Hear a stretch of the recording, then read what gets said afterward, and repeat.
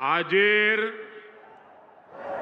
भव्य सभान संपूर्ण देशेती उपस्थित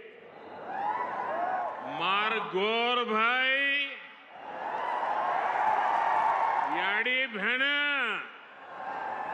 सेन जय सेवालाल जय सेवालाल।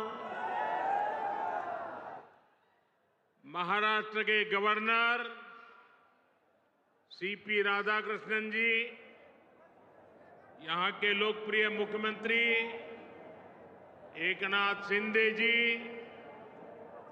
केंद्रीय मंत्रिमंडल के मेरे साथी शिवराज सिंह चौहान, राजीव रंजन सिंह, महाराष्ट्र के डिप्टी सीएम देवेंद्र फडणवीस, अजित पवार, केंद्र और राज्य सरकार के अन्य मंत्रीगण, सांसद, विधायक और यहां दूर दूर से आए हुए बंजारा समाज के मेरे भाई बहन, देश भर के किसान भाई बहन और अन्य सभी महानुभाव और महाराष्ट्र के मेरे भाइयों और बहनों, मैं वाशिम की इस पावन धरती से पोहरा देवी माता को प्रणाम करता हूं।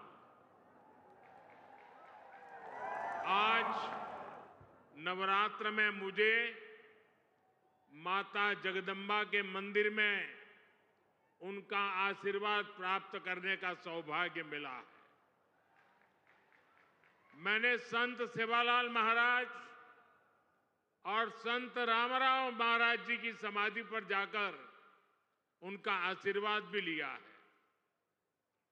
मैं इस मंच से इन दोनों अपने महान संतों को शीश झुका करके नमन करता हूं। आज महान योद्धा और गोंडवाना रानी दुर्गावती जी की जन्म जयंती भी है। पिछले वर्ष देश ने उनकी 500वीं जन्म जयंती मनाई थी। मैं रानी दुर्गावती को भी नमन करता हूं। साथियों, आज हरियाणा में मतदान भी हो रहा है। मैं हरियाणा के सभी देशभक्त लोगों से अपील करूंगा कि ज्यादा से ज्यादा संख्या में वोट करें। आपका वोट हरियाणा को विकास की नई ऊंचाई पर ले जाएगा। साथियों, नवरात्रि के इस पवित्र समय में मुझे अभी पीएम किसान सम्मान निधि की 18वीं किस्त जारी करने का अवसर मिला है। देश के 9.5 करोड़ किसानों के खातों में आज 20,000 करोड़ रुपए ट्रांसफर किए गए हैं। महाराष्ट्र की डबल इंजन की सरकार तो यहां के किसानों को डबल फायदा पहुंचा रही है।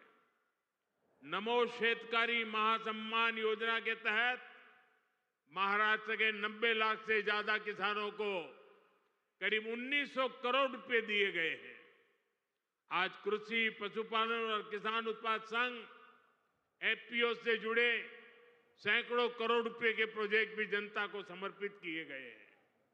पोहरा देवी के आशीर्वाद से मुझे अभी लाड़की बहन योजना की लाभार्थियों को मदद देने का भी सौभाग्य मिला है। ये योजना नारी शक्ति का सामर्थ्य बढ़ा रही है। मैं महाराष्ट्र के भाई बहनों को, देश के सभी किसान भाई बहनों को हार्दिक बधाई देता हूं। साथियों, आज यहां आने से पहले मुझे पोहरा देवी में बंजारा विरासत संग्रहालय के लोकार्पण का भी सौभाग्य मिला है। देश की महान बंजारा संस्कृति, इतनी बड़ी विरासत, इतनी प्राचीन परंपरा, ये म्यूजियम देश की नई पीढ़ियों को इनसे परिचित कराएगा। और मैं आप सबसे आग्रह करता हूं, ये जो मंच पर बैठे हैं उनको भी आग्रह करता हूं, कि आज जाने से पहले ये बंजारा विरासत संग्रहालय देख करके ही जाना।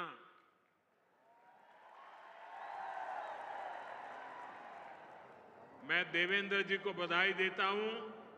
इन्होंने पहली सरकार के समय जो संकल्पना की और इसने उत्तम तरीके से आज मैंने इसको बना हुआ देखा, मन को बहुत ही संतोष हुआ, आनंद हुआ।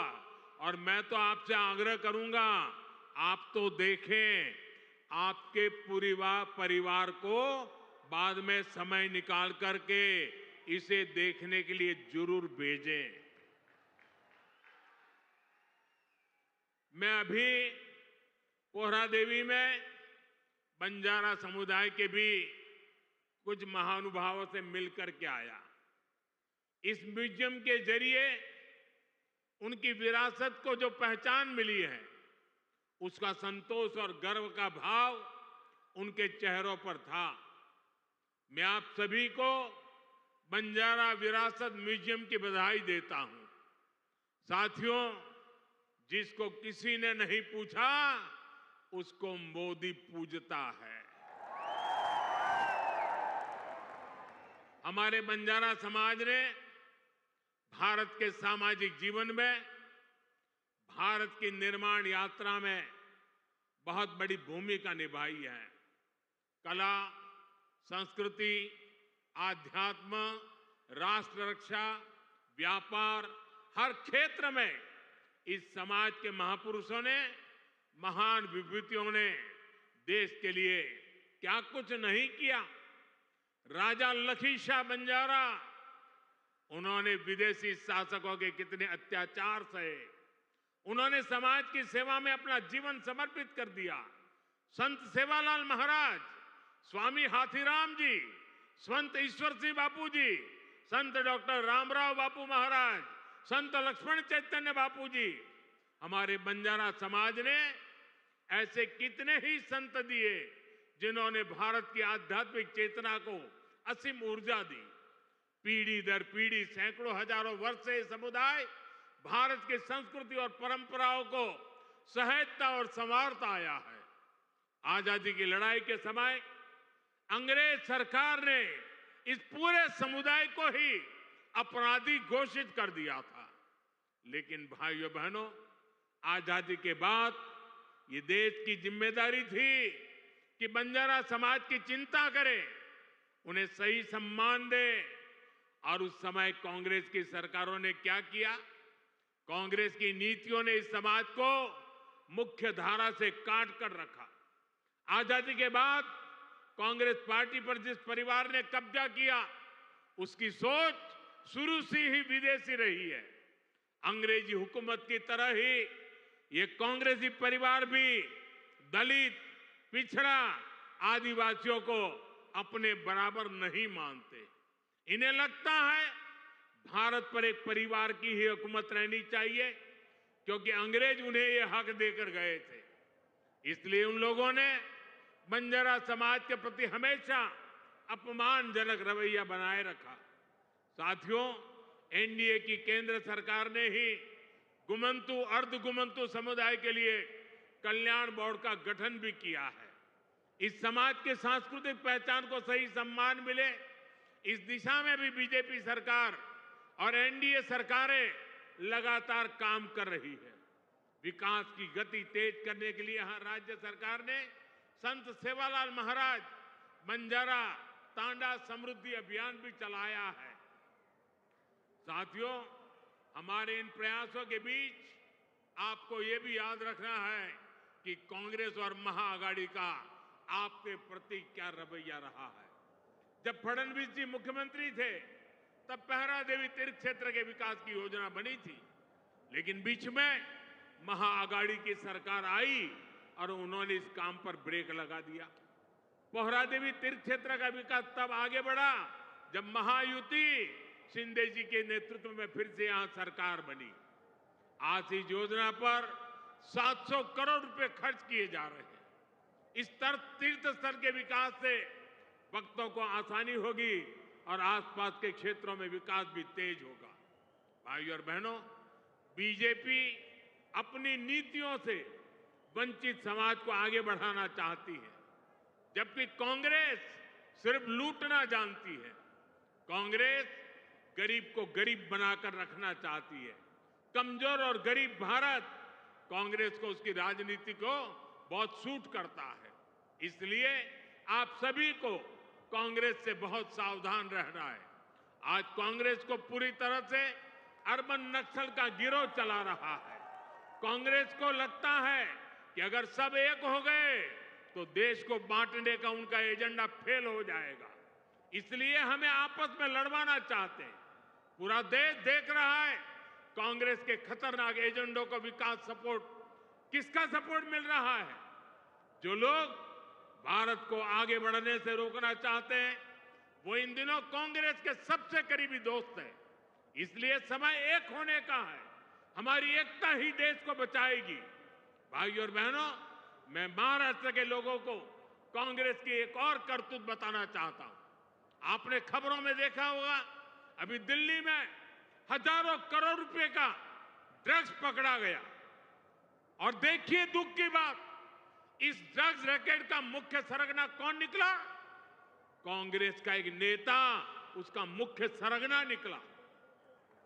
कांग्रेस युवाओं को नशे की लत में धकेलकर उस पैसे से चुनाव लड़ना और जीतना चाहती है।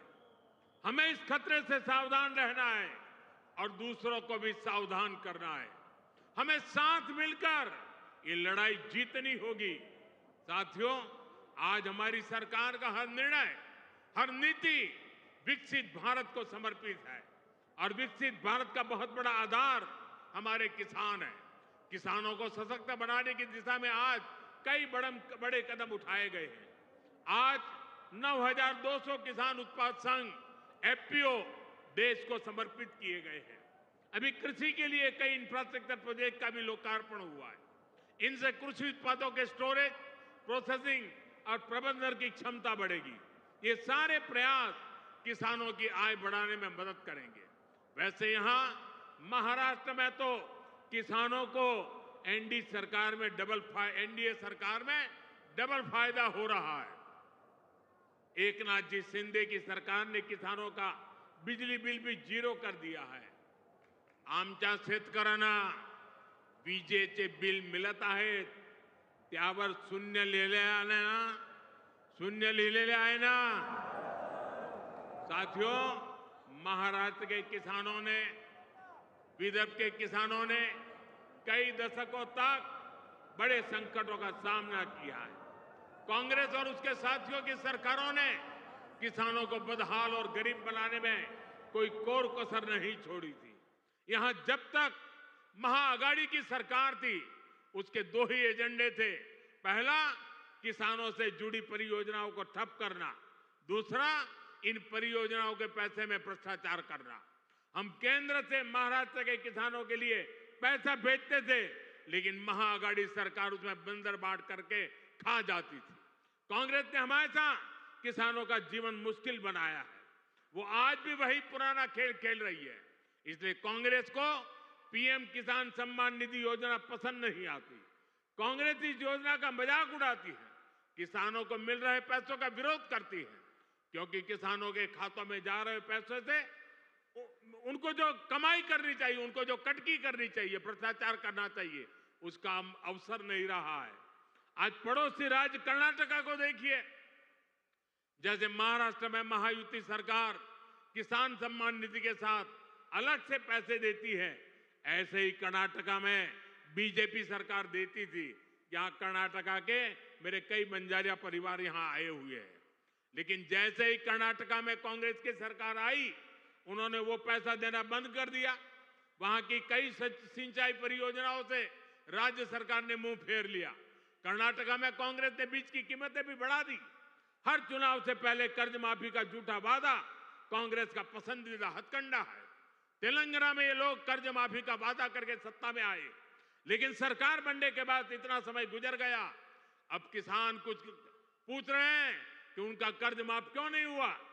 भाइयों और बहनों, हमें भूलना नहीं है, महाराष्ट्र में भी कांग्रेस और महाआघाड़ी सरकार ने सिंचाई से जुड़े कितने कामों को रोक कर रखा था। जब एनडीए सरकार आई, उसने इस दिशा में तेजी से काम किया। महाराष्ट्र सरकार ने वैनगंगा, नलगंगा नदियों को लिंक करने की योजना को मंजूरी दी है।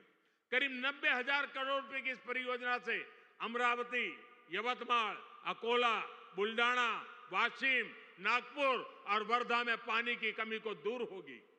महाराष्ट्र की सरकार कपास और सोयाबीन की खेती करने वाले किसानों को आर्थिक मदद भी दे रही है। किसानों के खातों में कपास और सोयाबीन के लिए 10-10 हजार रुपए दिए जा रहे हैं। हाल ही में अमरावती के टेक्सटाइल पार्क का शिलान्यास भी किया गया। इस पार्क से कपास किसानों को बड़ी मदद मिलेगी। साथियों, हमारे महाराष्ट्र में देश की आर्थिक प्रगति का नेतृत्व करने की असीम क्षमता है। ये तभी होगा जब गांव, गरीब, किसान, मजदूर, दलित, वंचित सबको आगे बढ़ाने का अभियान मजबूती से चलता रहेगा। मुझे विश्वास है आप सब अपना आशीर्वाद बनाए रहेंगे। हम सब साथ मिलकर विकसित महाराष्ट्र, विकसित भारत के सपने को पूरा करेंगे। इसी कामना के साथ मैं एक बार फिर हमारे किसान साथियों और मेरे बंजारा समाज के सब भाई बहनों को बहुत बहुत बधाई देता हूं। मेरे साथ बोलिए भारत माता की, भारत माता की, भारत माता की। बहुत बहुत धन्यवाद।